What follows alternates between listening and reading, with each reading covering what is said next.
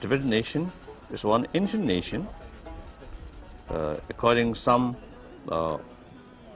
specialists, they say Tibetan form of civilization as old as Chinese civilization. So it is not only one of the ancient culture heritage, but also, you see, relevant to today's world, including among the youth, you see, some violence, and also suicide.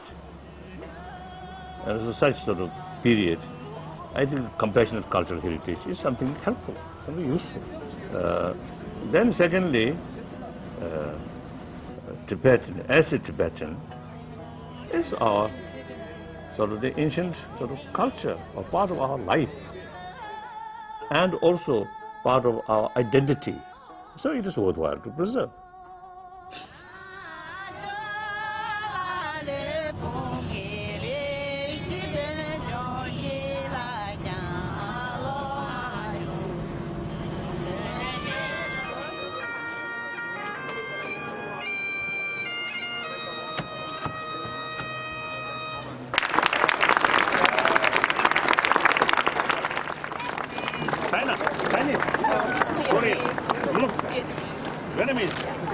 Yeah, I'm Chinese. Oh, hello. Yeah.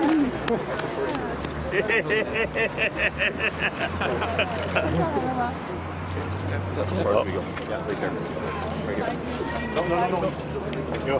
Keep on step. Since we become refugee, one of our top sort of concern or responsibility is to keep Tibetan Buddhist culture.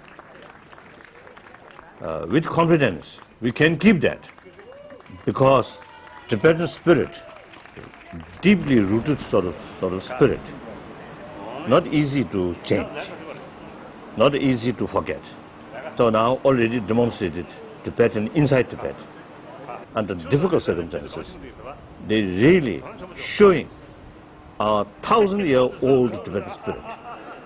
Even those Tibetan communists and those Tibetan students who completely isolated from the Tibetan community and speak Chinese, but Tibetan spirit very, very alive. We just had a lovely opportunity to meet with His Holiness on his second visit to Canada since he became an honorary Canadian citizen.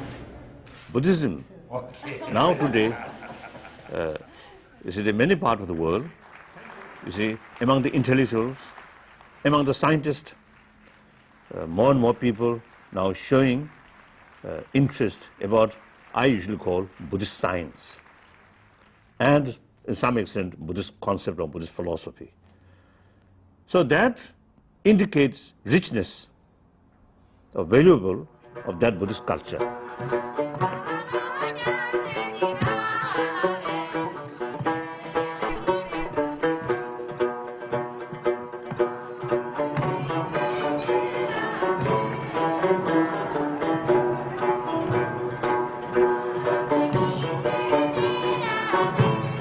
Ladies and gentlemen, Mesdames et Messieurs, it's an unbelievable honor and privilege to welcome His Holiness the 14th Dalai Lama of Tibet.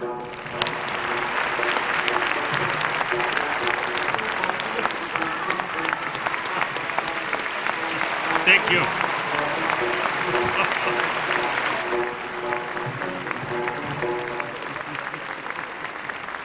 So, two factors: Tibetan spirit, ancient 1,000 years spirit, and sophisticated cultural heritage, something useful for our life. So because of these two factors, I feel can preserve.